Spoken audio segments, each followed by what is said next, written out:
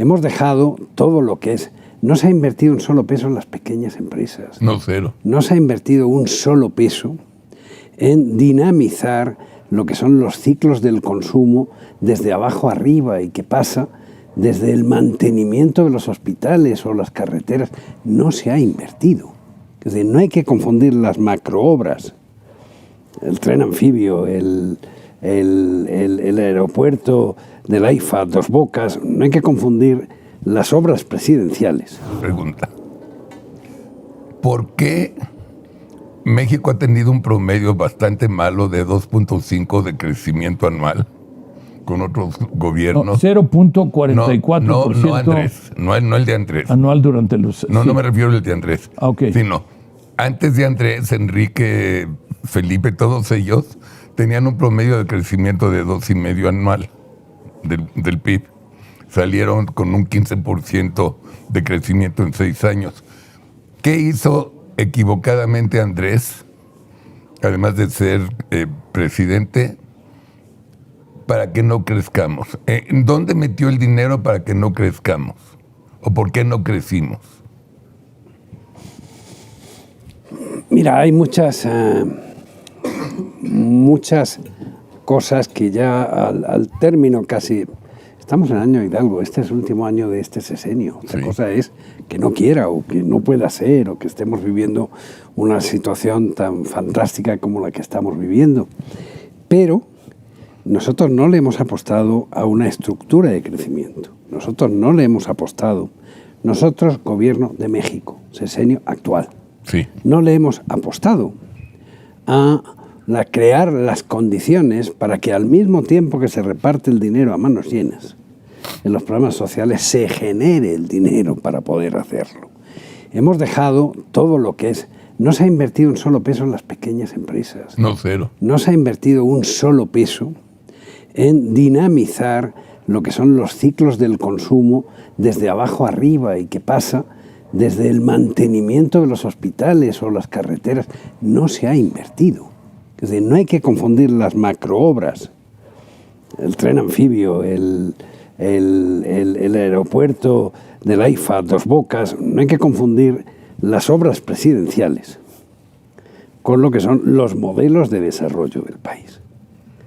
Ya veníamos arrastrando un impacto de no haber reaccionado a tiempo, por ejemplo. Todas las capacidades inversoras de la industria minera del mundo, especialmente Canadá, nos hemos encontrado en una situación en la que no ha crecido al mismo tiempo la calidad generadora de recursos en el país. Tenemos inversión, pero no hemos creado los mecanismos de aprovechar los resultados de esa inversión. Eso es la resultante más importante de la aplicación del TMEC. Dicen, yo no lo tengo exactamente computado, pero que de todo lo que se ha invertido este año en el país, el 66 más o menos se está quedando en el estado de Nuevo León. Eso tiene una señal muy fuerte, que es la inversión de Tesla, y la inversión de Tesla no solamente tiene un valor per se, tiene un valor de todo lo que arrastra de elementos de suministro. Es decir, estamos en una verdadera revolución industrial de los Estados Unidos, porque la pandemia evidencia muchas cosas. Y Andrés puede decir que no ha sido difícil gobernar económicamente con una pandemia, y tiene razón. Pero una vez dicho eso, las lecciones de la pandemia para mí son muy claras. Primero, demostró que la economía no puede prescindir del control sobre la vigencia de las cadenas de montaje.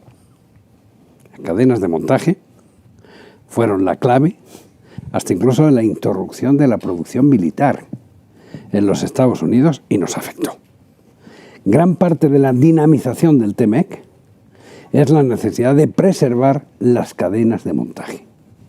Claro. Igual que en China, la crisis y el bloqueo del puerto de Shanghái, por primera vez desde el año 80, los chinos no estuvieron en condiciones de servir sus pedidos, ha hecho que las cadenas de montaje se estén diversificando ahora entre Vietnam y otros países para mantener el control. Dicho eso, eso es un cambio de modelo económico que tiene que venir acompañado de una serie de actuaciones del poder político, que además debe incluir a los estados. Esta situación ha hecho que desaparezca la vigencia del Pacto Federal, no existe. El dinero se da en función de si se está más cerca o más lejos, con independencia de las cantidades asignadas. Tenemos que cambiar el modelo, tenemos que reconstruirlo, tenemos que hacerlo eficiente, como tuvo que hacer esta generación. Tú recuerdas muy bien lo que era en el año 82 la estructura económica del país. Tú recuerdas muy bien las consecuencias que tuvimos del modelo del presidencialismo absoluto cuando la decisión de López Portillo. Piensa en todo lo que ha habido que hacer desde la época de Miguel de la Madrid hasta nuestros días. Y todo eso está simplemente criminalizado por la vía de hecho. Cuando hablan de él, no hablan de que no se suspendiera el crédito a la nación mexicana con la suspensión de pago, no. Recuerda el Fogopro, la última vez esta mañana.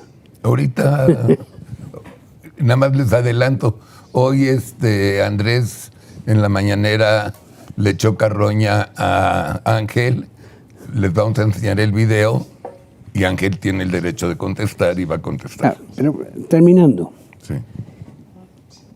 El mundo es nuevo. Lo que dices de... No, todavía de no. Gurría. Todavía no. Ah, está bien. Todavía no. El mundo es nuevo. México se está haciendo viejo, esa es la verdad. Sí. Entonces ese choque, que es un choque muy de síntesis, da, por una parte, la absoluta necesidad de la reconstrucción. Porque no puedes reconstruir algo que ignoras lo que se ha destruido. Entonces a mí también me cansa tener como eje qué hace y qué no hace. El problema está en que para cambiarlo necesitas saber la dimensión del daño hecho. Entonces, lo de los colegios es fundamental por el futuro, pero lo de los jóvenes es fundamental, lo de la preparación del trabajo es fundamental, el inglés es fundamental. Claro. Reconstruir el país es fundamental. Por eso este programa es tan importante y por eso los partidos políticos. Este sistema ha significado el fin del gobierno. No hay gobierno, hay presidente, pero no existe gobierno. Exacto. No hay partidos. Hay un movimiento para cumplir lo que dice el señor presidente. Los otros partidos, los que te han encargado que hagas eso, necesitan comprometerse con el país de verdad y saber que no tenemos muchas opciones, porque no las tenemos. Vienes de presidir el organismo de consulta más importante que hay en el mundo, que es la OCDE. 15 años. Has visto los cambios del mundo. Este país, los cambios que queremos hacer nos sitúan en el año 60, no en el año 2060. Es decir, todo eso es un cambio, todo eso es una necesidad que explica por qué nos ha ido así. Porque además los empresarios, necesitamos una nueva generación de empresarios, de políticos, unos nuevos modelos que solamente se pueden hacer los que tenéis la experiencia de cómo se hizo. Pero no para hacer lo mismo, sino para hacer lo que hoy necesita el país. Sí. Angelito, ¿quieres que veamos el video o tienes comentarios? Si quieres. Como tú quieras. Ya te está haciendo la campaña. Yo, la verdad es que tenía como comentario a lo que acaba de decir Antonio, que efectivamente cuando tenemos casi el 70% de las inversiones en Nuevo León, y eso todavía no empieza a morder lo de Tesla. Todavía probablemente no llega ni el primer dólar del tema de Tesla. Sin embargo, estamos hablando de que tiene condiciones muy favorables, muy atractivas para la inversión. Sobre todo, ¿en qué consisten esas condiciones? En mano de obra calificada. Mano de obra calificada. Hay restricciones, hay problemas de espacio, en fin, ya están llegando algunos problemas de que ya hay, o parece ser en la zona metropolitana de Monterrey, ya empiezan a haber algunos problemas de demasiado tráfico y de demasiadas fábricas, etcétera. Es decir, problemas del progreso, qué bueno. Sin embargo, lo más importante es que van ahí porque ahí hay las condiciones Exacto. para que crezcan, inviertan y crezcan las empresas. Y eso es lo más importante, es decir, cómo reproducimos en los demás estados, sobre todo en los estados fronterizos, porque naturalmente es ahí la cercanía al mercado más grande del mundo.